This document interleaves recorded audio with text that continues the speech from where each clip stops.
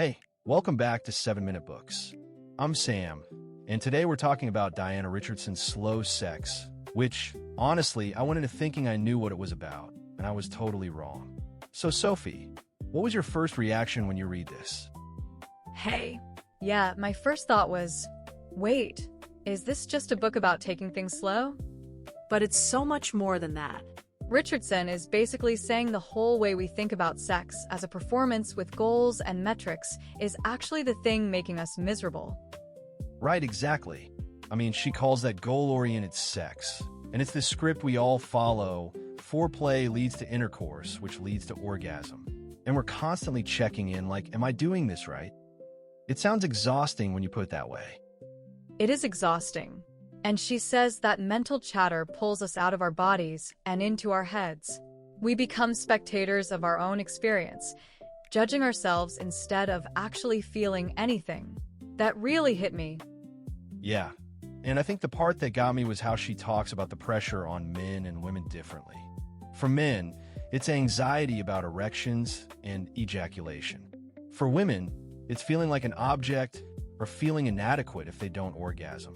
It's like nobody's actually enjoying themselves. Totally.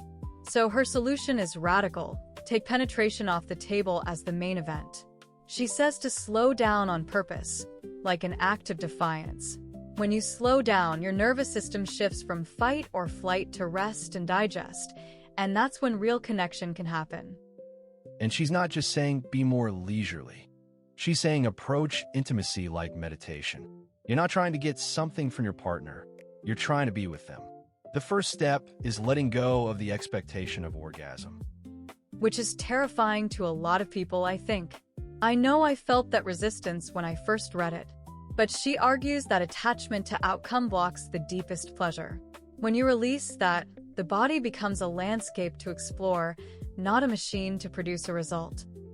Right, and she introduces this concept of whole-body sexuality. The skin becomes the primary organ of pleasure, not just the genitals. A slow caress of the arm isn't foreplay anymore. It's a complete act of love in itself. She even gives a specific practice. Couples lie facing each other, breathe together, soften their gaze, and then touch very slowly and lightly. Not to stimulate, but to communicate presence. One partner might trace the other's face or place a hand on their heart. And the receiver isn't passive. They're supposed to feel and breathe into the touch. The goal isn't to make the other person feel good in a titillating way. It's to let them know you're there, that you're present. There's also this interesting framework she uses about masculine and feminine sexual energy. She's careful to say it's not rigidly tied to gender, but masculine energy is goal-oriented and focused, while feminine is receptive and surrendering.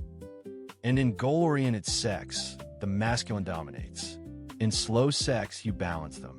The masculine partner learns to slow down and offer presence instead of performance.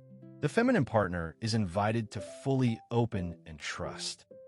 She says that when these energies are in balance, sex becomes a dance of giving and receiving, penetration and surrender. It's not about role-playing, it's about honoring the polarity that creates connection.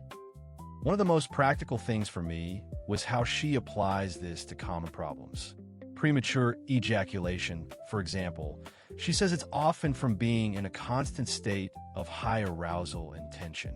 By slowing down and staying present, you learn to contain energy rather than discharge it. And for women, the pressure to get there is lifted. She says many women discover a deeper, more pervasive pleasure that isn't dependent on a localized orgasm. It's about waves of ecstasy and emotional fulfillment. This is all really hard to integrate, though. She acknowledges that. The ego loves to perform and be praised. The mind gets bored and says, this is too slow. Let's get to the real thing. She says to be patient and compassionate. Even 10 minutes of conscious breathing and touching can be healing. She suggests setting aside unhurried time, maybe lighting a candle, turning off distractions, and approaching it with play and curiosity, not as a chore. The ultimate takeaway for me is that the destination of slow sex isn't a better orgasm. It's a deeper, more authentic connection with your partner. It's realizing that intimacy isn't something you have, but a state you enter. And honestly, if you want to go deeper, the whole library is over on 7minutebooks.com/app with over 6,000 fiction and nonfiction titles you can read or listen to in any language. It starts at $2.99 a month, $9.99 a year, or $19.99 once for lifetime access. So really, this book is an invitation to stop trying to get somewhere else and to finally arrive in the arms of the one you love. We'll see you in the next one.